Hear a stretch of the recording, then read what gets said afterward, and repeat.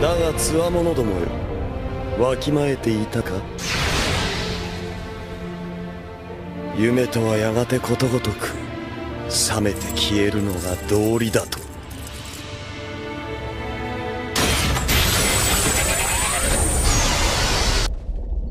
Hello, and welcome to my Crown of the Old Iron King playthrough part 1. Alright, let's get started right away. So most of you guys know how to get here. You have to beat the old Iron King in the Iron Keep, and just off to the right, I believe, of the Primal Bonfire, you'll find a new area, and you'll end up here.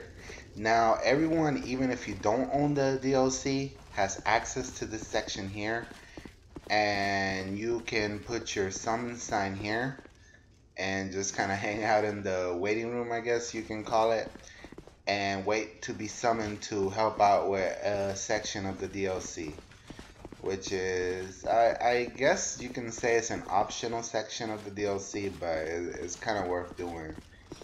And so we're gonna go through the big doors. Now I'm gonna give you guys a warning.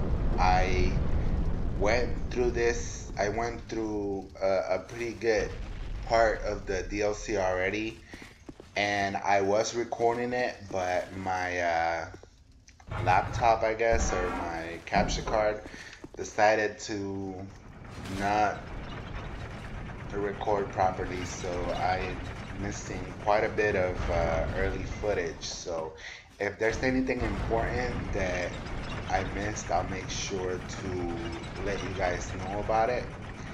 Now, I'm not going to talk through the whole video. I'm just gonna kind of let you guys enjoy the atmosphere and enjoy the enemies and enjoy the sounds of the game. If there are any important pieces or anything of note, I will of course chime in and, you know, comment on it. By the way, this DLC is beautiful. I mean, I don't know,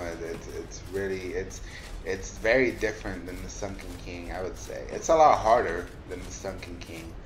I would not come through here if it's your first time playing through the game. I will not come here unless I've pretty much almost cleared the entire game and I was as leveled up as possible, because it's a tough DLC. Now in this first area is where you'll meet the Ashendahl. I call them Ashendahls. I forget what they're called, but down here there's a dexterity ring right here. Let me show it to you guys. So there it is. It gives you +5 dexterity, I believe, and it's a very cool ring if you want to use a dexterity based weapon and, you know, don't have the points for it, or, you know, I mean, it's really cool. So now we're gonna go down through here, and I will let you guys enjoy the video for now. If there's anything important or of note, I'll chime in. Alright guys.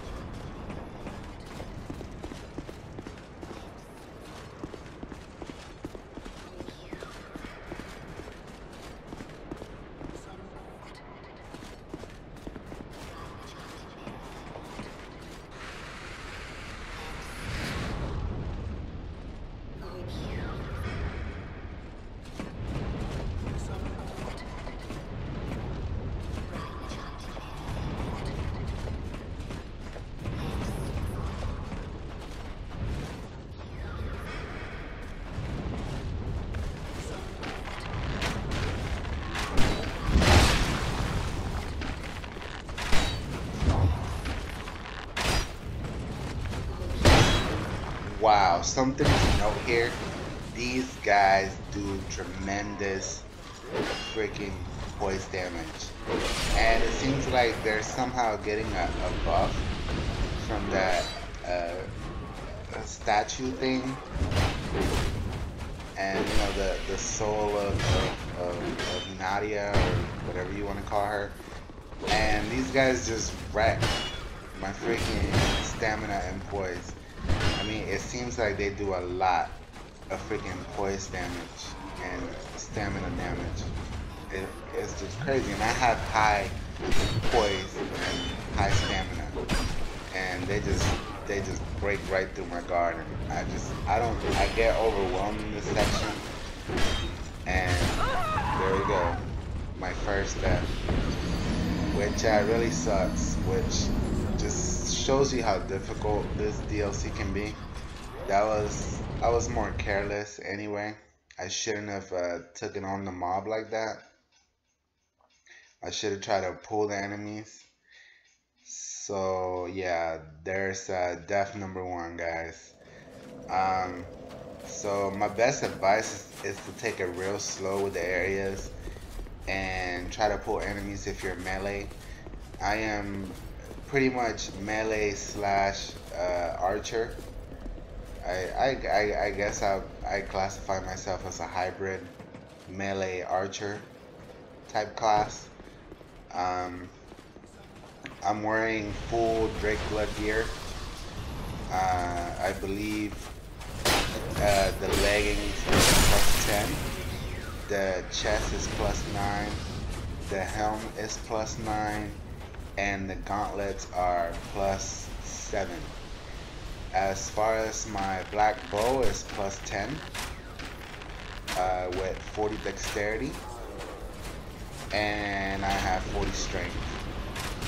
So I am basically a quality build, optimized for both PvP and PvE, but I'm not that great at the game, guys. I will never claim to be an expert at Dark Souls. I just love Dark Souls. I don't think you have to be an expert at the game to enjoy it, or to have people enjoy your content on it. And I have lots of fun. So I have to go through this area again. I should be able to get back to it fairly quickly, but I just wanted to make a gentle note that turtling these guys is not that good of an idea, and I have 30 stamina, so my stamina is pretty high. A lot of people usually like to stop at 20 stamina, but I went all the way to 30. I might raise it to 40 by the time this download's over, but here we are. I'm back to the area, and this time I'll take it a little slow and try to pull the enemies. Alright guys, enjoy.